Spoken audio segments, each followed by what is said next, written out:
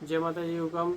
आप सभी सरदारों ने राजस्थान क्षेत्रीय राजपूत समाज सूरत द्वारा विजयादशमी महापर्व इस बार उपखंड शाखा अमरोली एरिया में मनाने जा रहे हैं। जिस प्रकार वर्तमान और नवनिर्चित अध्यक्ष महोदय और पूरी कार्यकारिणी व समाज के सभी एरिया अध्यक्ष व समाज सेवी कार्य कर रहे हैं, एरिया में पीले चावल दे रहे हैं।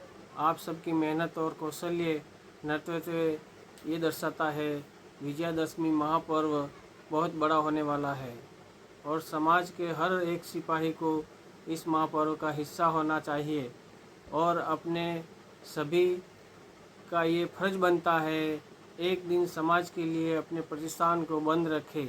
आप सभी सूरत में विराजमान सरदारों से निवेदन है, आप सभी सहपरिवार इस महापर्व में पधार कर इस महापर्व की शोभा बढ़ावे। जय माता जी।